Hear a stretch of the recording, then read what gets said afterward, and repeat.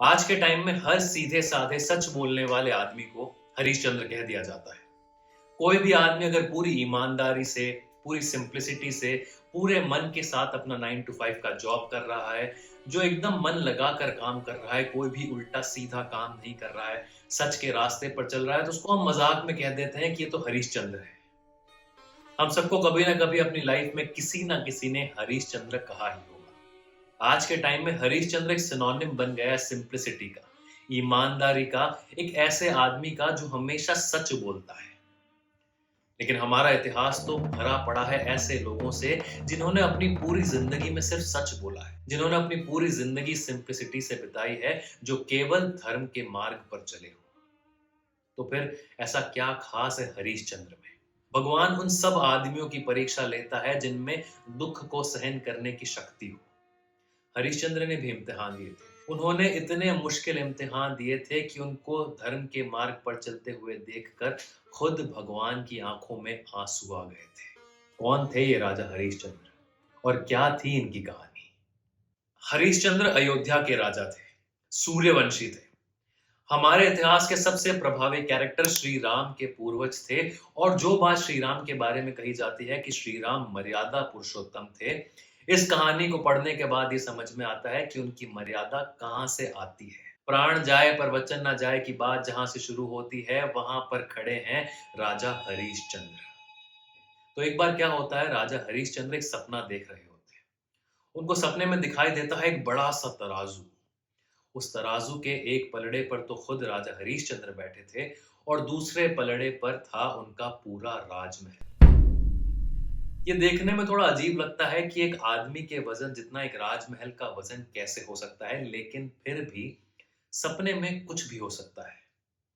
तो सपने में आगे ये होता है कि राजा हरीशचंद्र अपने वजन के बराबर का राजमहल महर्षि विश्वामित्र को दान में दे देते हैं। ये सपना देखने के बाद राजा हरीशचंद्र की नींद खुल जाती है। और जैसा कि नींद में से उठने के बाद हम सबके साथ होता है, राजा हरीशचंद्र भी वो सपना भूल जाते हैं। अपना दैनिक कार्यक्रम शुरू करते हैं, पूजा पाठ करते हैं और फिर नाश्ता करने बैठते हैं। राजा हरीशचंद्र जब नाश्ता कर रहे होते हैं तो उनका एक सेवक उनके पास आता है और कहता है कि महर्षि विश्वामित्र आए हैं। महर्षि विश्वामित्र का नाम सुनते ही राजा हरीशचंद्र को वो सपना याद आता है और जो नाश्ता कर रहे होते हैं वो अपना निवाला वहीं पर छोड़ देते हैं और विश्वामित्र का स्वागत करने के लिए चले जाते हैं। राजा हरीशचंद्र जाकर देखते हैं कि महर्षि विश्वामित्र के साथ 1100 और ब्राह्मण उनके दरवाजे पर आए हैं। राजा हरीशचंद्र उनका स्वागत करते हैं और फिर महर्षि विश्वामित्र के साथ बैठ जाते हैं, उनसे बातचीत करने लगते हैं। उसी बातचीत में राजा हरीशचंद्र विश्वामित्र को अपने सपने के बारे में बताते हैं। सपने के बारे में बताने के बाद वो महर्षि विश्वामित्र से कहते हैं कि महर्षि, मैं बहुत खुश होऊंगा अगर आप मेरा सपना सच कर दे। आप दान में मेरा राजमहल ले लीजिए। अब ऐसा कौन ही राजा होगा जो सपने में देखे हुए बात को सच करने के लिए अपना राजमहल दान कर सकता है? ऐसा सिर्फ राजा हरीशचंद्र कर सकते हैं। राजा हरीशचंद्र इस बात से खुश हो जाते हैं कि उनका सपना पूरा हो गया है।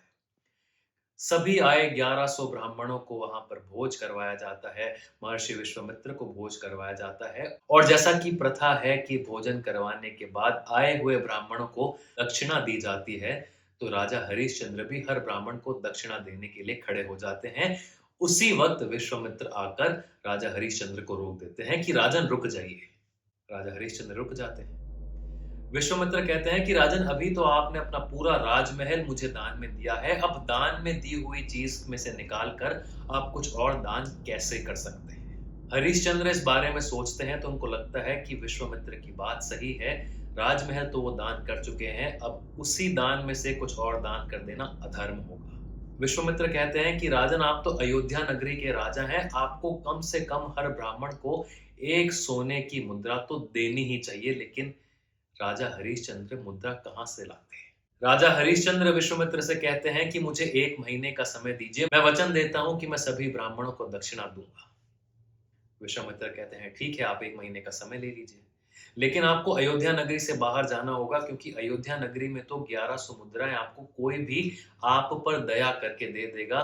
अगर आप किसी और से मुद्राएं लेकर इनको दान करेंगे तो वो अधर्म होगा।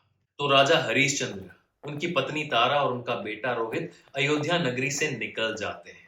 तीन ऐसे लोग जो जिंदगी भर राजमहल की छत्र छाया में रहे हैं, आज वो चिलचिलाती हुई धूप में घूम रहे हैं, तेज तूफान में चल रहे हैं। जिनका पैर कभी भी जमीन पर नहीं पड़ा था, उनका पैर आज जंगलों में कांटों के ऊपर चल रहा है, लेकिन उनके मुंह से उफ तक नहीं निकल रहा है।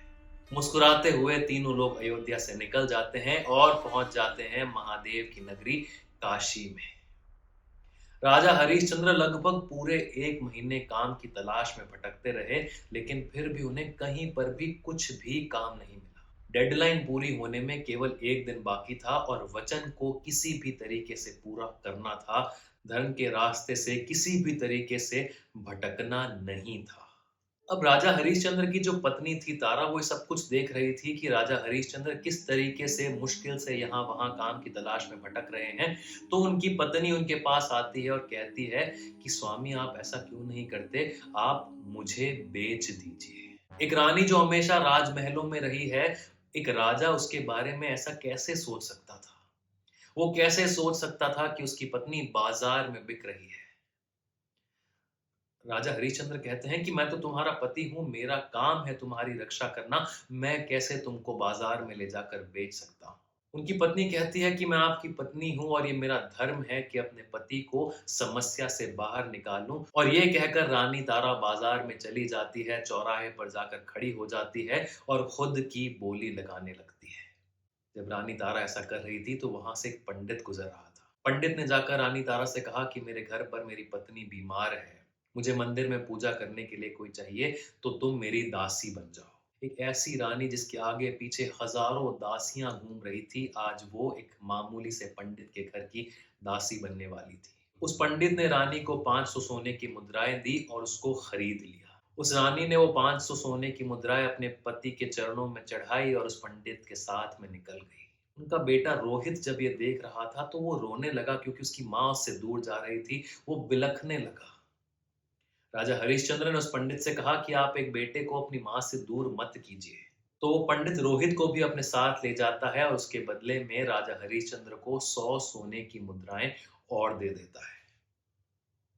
600 सोने की मुद्राएं पूरी हो जाती है, लेकिन फिर भी 500 बाकी रह जाती है। राजा हरिश्चंद्र सोचते हैं, जब मेरी पत्नी बिक सकती है तो मुझ में क्या बुराई है। राजा हरिश्चंद्र खुद उस चौराहे पर जाकर खड़े हो जाते हैं और अपने शरीर की बोली लगाने लगते हैं। अयोध्या का राजा बाजार में खड़ा है, खुद अपनी बोली लगा रहा है, खुद बिकने को तैयार है। उसी वक्त उस चौराहे से एक आदमी गुजरता है और कहता है कि मैं तुम्हें 500 सोने की मुद्राएं दूंगा और तुम आज से मेरे दास बन जाओगे। राजा हरिश्चंद्र उस आदमी से 500 सोने की मुद्राएं ले लेते हैं। 1100 सोने की मुद्राएं पूरी हो जाती है। विश्वामित्र को दिया हुआ वचन पूरा हो जाता है। अयोध्या का राजा केवल 500 सोने की मुद्राओं में बिक जाता है।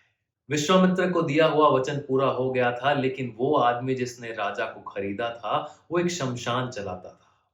उसने राजा हरिश्चंद्र को शमशान की रखवाली में लगा दिया। राजा हरिश्चंद्र का ये काम था कि कोई भी मुर्दा अगर जलने के लिए आता था तो उससे टैक्स वसूल करना होता था। राजा हरिश्चंद्र वहीं पर उस शमशान में रहने लगे। दिन रात लोगों को चिल्लाते हुए, चीखते हुए, परेशान होते हुए, छाती पीटते हुए देखने लगे। मुर्दों के साथ में जो पिंड और जो चावल आते थे, उन पिंड और चावल को मुर्दों की ही आग में पकाकर राजा हरिश्चंद्र अपना पेट भरने लगे। और ऐसा सालों साल चलता रहा। राजा हरिश्चंद्र बूढ़े हो गए थे और वहां पर उनकी पत्नी और उनका बेटा भी परेशान था। उनके पास ना कुछ खाने पीने को होता था। बड़े बड़ी गरीबी में वो लोग रहते थे। और एक दिन जब उनका बेटा बाहर खेल रहा था तो एक सांप उसको डस जाता है। वो अकेला था, उसका कोई ध्यान रखने वाला भी नहीं था, और देखते ही देखते उस सांप का जहर पूरे उसके शरीर में फैल जाता है और रोहित वहीं पर मर जाता है। अब बेचारी तारा तो पंडित की चाकरी में लगी हुई थी। पूरे दिन का काम काज निपटा कर जब वो घर पर आई, तब देखा कि रोहित तो वहां पर है नहीं। रोहित को ढूंढने के लिए जब वो गई तो उसने पाया कि रोहित का पूरा शरीर काला पड़ चुका है, विष पूरे शरीर में फैल चुका है और उनका बेटा रोहित मर चुका है। तारा इतनी ज्यादा गरीब थी कि रोहित के शरीर के लिए कफन तक उनके पास नहीं था। उन्होंने अपनी साड़ी को 2 टुकड़ों में फाड़ा और रोहित के लिए कफन बनाया। इतनी ज्यादा कमजोर थी, इतनी ज्यादा अकेली थी कि अकेले ही अपने बेटे का जनाजा लेकर शमशान की तरफ गई। कोई कंधा देने तक को नहीं था उनके पास। पास। जब शमशान पहुंची तो शमशान के चौकीदार ने उनको रोक लिया और उनसे टैक्स वसूलने लगा। तो रानी तारा कहती है कि मेरा बेटा मर चुका है, मेरे पास टैक्स चुकाने के लिए पैसे नहीं है, इसका अंतिम संस्कार करना है, मेरी मदद कीजिए। लेकिन उस चौकीदार को तो उसके मालिक ने कहा था कि टैक्स वसूल किए बिना किसी को भी अंतिम संस्कार करने की इजाजत नहीं मिलनी चाहिए। तो अपने मालिक की बात मानते हुए चौकीदार रानी तारा से लड़ने लगा और देखते ही देखते उनकी लड़ाई सुनते हुए पूरा गांव इकट्ठा हो गया। गांव वालों ने तारा पर इल्जाम लगाया कि ये औरत तो पैसे लेकर भागी है, इसको यहाँ पर मार देना चाहिए। और ये सारी बहस जब हो रही थी तो शमशान का मालिक भी वहां पर आ जाता है। सारी बातें सुनता है, सारी बात सुनकर तलवार चौकीदार को देता है और कहता है कि इस चोर को यहीं पर मार दो। वो चौकीदार जैसे ही तलवार को अपने हाथ में लेता है, उस औरत को धक्का दे देता है। औरत जमीन पर गिर जाती है और साथ में गिर जाता है वो जनाजा। जैसे ही वो जनाजा नीचे गिरता है, उसके चेहरे पर से वो साड़ी हट जाती है और चौकीदार को उसका चेहरा नजर आ जाता है। चौकीदार उस मुर्दे को देखता है, तब उसको याद आता है कि बहुत साल पहले उसका बेटा बिल्कुल ऐसा ही दिखता था। चौकीदार उस औरत की तरफ देखता है तो उसको याद आता है कि ये तो उसकी पत्नी है। पत्नी को भी समझ में आता है कि ये तो उनका पति है, जो एक समय अयोध्या का राजा हरिश्चंद्र हुआ करता था। रानी तारा हरिश्चंद्र के पैरों में आकर लिपट जाती है और कहती है कि स्वामी, आप मुझे मार दीजिए। आपको पत्नी तो दोबारा मिल जाएगी, आपको बेटा तो दोबारा मिल जाएगा, लेकिन आप अपने मालिक की बात नहीं मानेंगे तो अधर्म हो जाएगा। और एक बार अधर्म हो गया तो उसको वापस से धर्म में बदला नहीं जा सकता। धर्म तो हमेशा धर्म रहता है। एक बार अगर आप धर्म से डिग जाएंगे तो फिर वो अधर्म हो जाएगा और अधर्म कभी भी वापस धर्म में बदल नहीं सकता। राजा हरिश्चंद्र हमेशा धर्म के मार्ग पर चले थे और धर्म तो यही कहता था कि वो अपनी पत्नी को मार दे। वो तलवार को उठाते हैं अपनी पत्नी को मारने के लिए। जैसे ही तलवार हवा में उठती है, तभी बिजली कड़कती है और भगवान स्वयं वहां पर आकर राजा हरिश्चंद्र के सामने खड़े हो जाते हैं और उनका हाथ पकड़ लेते हैं। तुम सारी परीक्षाओं में अव्वल नंबरों से पास हुए हो, मुझे माफ करो, मैं तुम्हारी और परीक्षा नहीं ले सकता। ये कहते हुए भगवान की आंखें भर आई, भगवान की आंखों में से आंसू गिरने लगे। भगवान केवल उन लोगों की परीक्षा लेते हैं जो इम्तिहान देने के लायक हो, जिनमें कैपेबिलिटी हो कि वो एग्जाम दे सके। केवल उन लोगों का टेस्ट लिया जाता है भगवान के द्वारा। भगवान हरिश्चंद्र के त्याग से, भगवान हरिश्चंद्र के धर्म से, भगवान हरिश्चंद्र के सच बोलने की प्रवृत्ति से इतना खुश हो जाते हैं कि उन्हें वरदान देते हैं कि आज के बाद तुम सत्यवादी राजा हरिश्चंद्र के नाम से जाने जाओगे और पूरी दुनिया में इसी नाम से तुम्हारी जय जयकार होगी। भगवान हरिश्चंद्र के बेटे रोहित को वापस जिंदा कर देते हैं। हरिश्चंद्र की और उनकी पत्नी की दशा ठीक कर देते हैं। विश्वामित्र को आदेश देकर राजा को उनका महल वापस लौटाया जाता है और वो पूरी जिंदगी खुशी से जीने लगते हैं। धर्मो रक्षति रक्षितः। तुम धर्म की रक्षा करो, धर्म तुम्हारी रक्षा करेगा।